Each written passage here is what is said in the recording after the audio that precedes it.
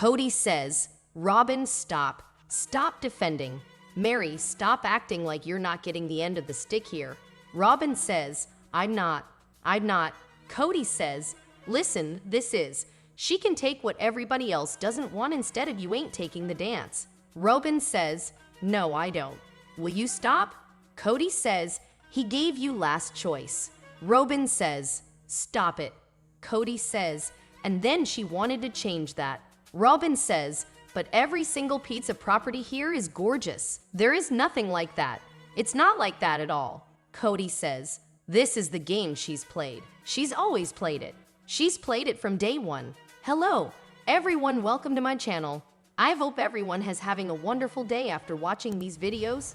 Please hit the subscribe button and watching this video.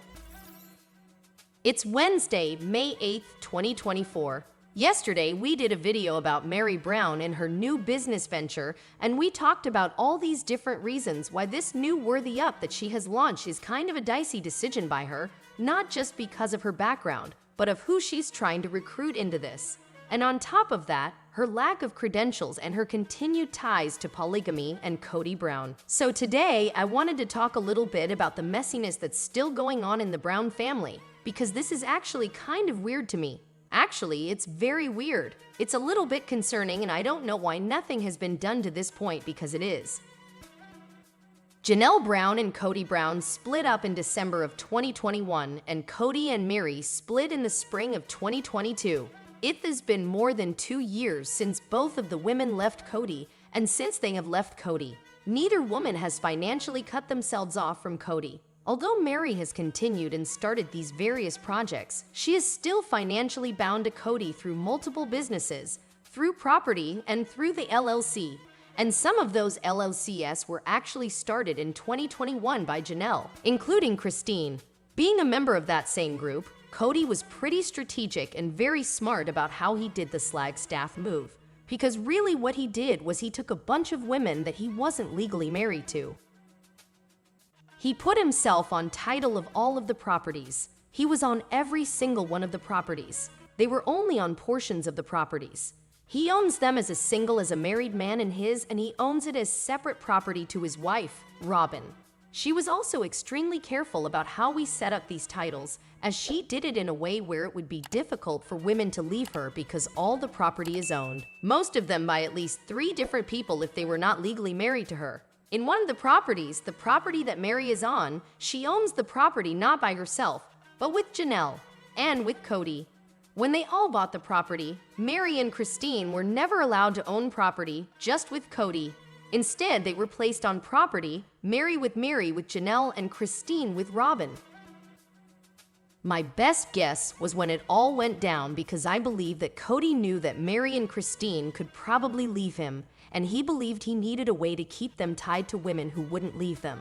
I think he believed that Janelle would never leave him, and I think he solidly knew that Robyn was never going to leave. So he's going to put 2 other women on the property with one of their sister wives, so that if they leave, they can not only fight Kody for money, but they have to fight with another wife, making the legal process of sharing the property difficult for them, making it easier for them to give up and leave. We know now that Christine refused to do that, and instead she found a way to take the equity from her house.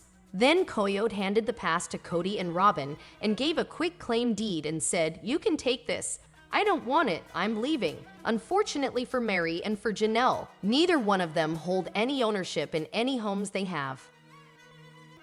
Meri has a house in Parwan, Utah, okay? He has a mortgage on that house, and it is owned separately from all these other entities and these people. Janelle owns nothing. So the property that Janelle has in Coyote Pass are 2 separate parcels. But one parcel belongs to Kody and Meri, and the other parcel is just to Kody's.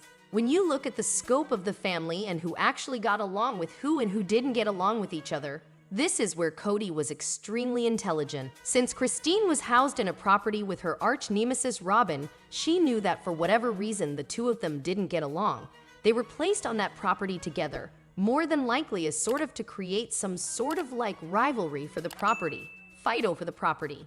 And then also believing if Christine left, she would have to fight Robyn for that property, not just him, but Robyn. When it comes to Meri, we all know that Meri and Janelle did not get along. They still do not get along to this day, and so now, Meri and Janelle are gone and they both own the same land, and so not only do they have to fight Kody for that land, but they also have to fight each other. And we already know that Meri and Janelle do not communicate, don't speak, so nothing is happening on this property. And it's almost as if he deliberately did it this way because it's so hard for them to get out of it because they can't share it easily. Kody has his name on every piece of property. He is the only one that has his name on every piece of property. Janelle gets 2 parcels. With Kody, Robyn has I think 3 or 4 with Kody and then with other people. And then Meri has 1 just with Kody and Janelle. Mind you, he needed Meri to help pay for that property. So in all, for all intents and purposes, it is more than likely that the parcel that Meri owns jointly with Janelle, she likely paid for. I guess based on how they did their finances when the family was all together is sort of irrelevant because I think they all just pulled things together and pushed things out. But we know that Meri was one of the biggest breadwinners of the family because she was shilling LuLaRoe and at the time was top tier, making more money than anyone else in a family from all these MLMs and having a lot of success with it. Today it's 2024 and Coyote Passage is sitting there. It is completely paid off. They paid it off last spring in June of 2023. It has been paid off in full for more than a year. There has been no permits pulled. There has been no property put up for sale. There has been no division of the property, no documents filed to divide the property to say, hey, I won off of this. They are still at a stalemate to this day over that property. There is absolutely no plans to build. Their building is at this point not even on the mark on the map for Meri. She doesn't live in Flagstaff anymore. Janelle has recently moved half of her time to North Carolina, and it seems highly unlikely that at this point, given that she's now formed a business with her daughter Madison in North Carolina, that she would be interested in building on Coyote Pass. The only person that remains in Flagstaff is Kody with Robyn. So not only do Kody and Robyn own their house, which they have a mortgage on, but they own all of these parcels, but then they still have the other women on there. Kody could do the honorable thing with this and buy them out, buying them out, giving them the equity for their portion of the property and then having them leave. But it's going to be Meri that gets the shaft the most. Because Janelle would get 50-50 on a parcel that she owns with Kody. But then Meri would only get a third of what she would be due on that property, and then Janelle gets a third. So Janelle ends up getting more equity from the property than Meri was. It's wild if you think about it. So Kody's holding them hostage on Coyote Pass and keeping them financially bound, and the women are so financially naive and, groomed to be scared of legal and lawyers, and Kody's always lying to them about the property. So Kody has them exactly where he wants them because technically they have left him, but they are still like an inch away from him and underneath within a reach of light being able to control them again. He's always got that those talents on to get that money back, his worker bees back, and he's not doing what most men and women do in a divorce and dividing assets and dividing property. And there hasn't been any legal documents filed for this. There hasn't been any lawsuits filed for this. There hasn't been anything, and they haven't tried to sell it. The easiest way to get this all said and done would be to sell the property and divide the equity equally between the parties that remain on all of the property. Like all the parcels, there's 4 left. Do it equally. Kody and Robyn are unit because they're married, so they get a third. Janelle gets a third, and then Meri gets a third. That would be, in my opinion, the most fair way to divide this. And no, Kody and Robyn don't each get a fourth. They are considered one unit and one family. Robyn already has a home with the rest by herself that they don't have. And when you are married as a unit, that's how it works. So that's how I would do it. But these women still haven't done that, so Kody's controlling them through that. He's also controlling them through businesses. Kody Brown Entertainment, the Family Entertainment LLC, still is active in Arizona. It was dissolved in the state of Nevada, so it doesn't exist in Nevada. It doesn't exist in Utah, but it still remains active and valid. In the state of Arizona, Meri and Janelle and Christine are all on that business with him. On top of that, Janelle Brown opened a business in September of 2021, NYTK LLC, some sort of retail operation. She's on that business. Meri's on that business, and Christine is on that business. So they're still on businesses with Kody as well. And then here's why I don't necessarily think Meri has completely shut the door, even though she said she has. I don't think she has, even though she's dated. I don't think she's shut that off completely because she has a business called Ember Enterprises, LLC. It's her clothing business.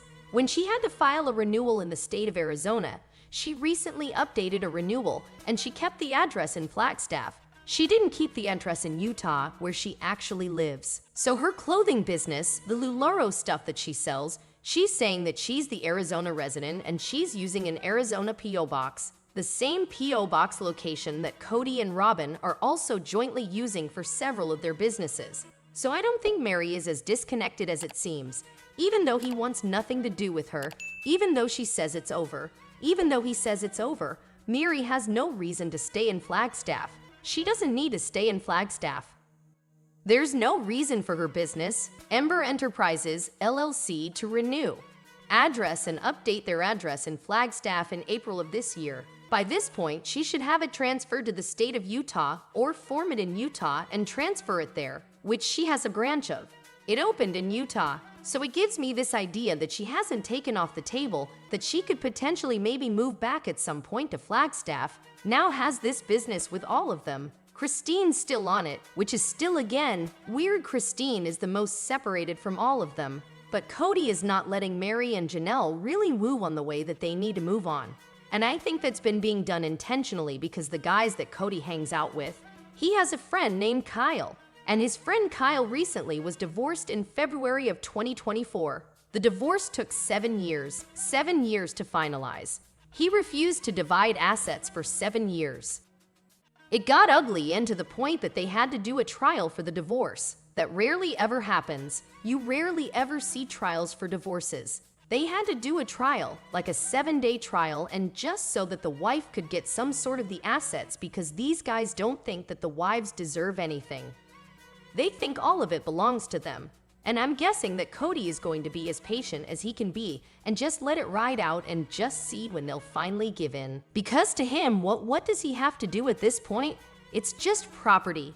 They don't have to pay a lot of taxes on it on an annual basis. It'll appreciate every year. It's an investment, so he can always make money off of it when it sells. They don't have any loans on it, so it'll be liquidated in cash once they do sell it. You know, they're paying maybe $4,000 or $6,000 a year total on all the property taxes for those land parcels.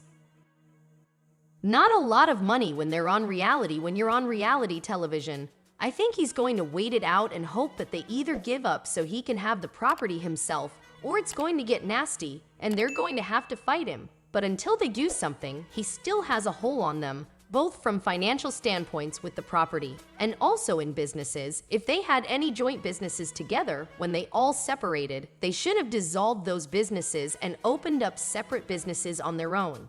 But they didn't dissolve their businesses that they own jointly. They dissolved My Sister, Wise Closet. They dissolved Kody Brown Entertainment in Nevada, but it remains active in Arizona.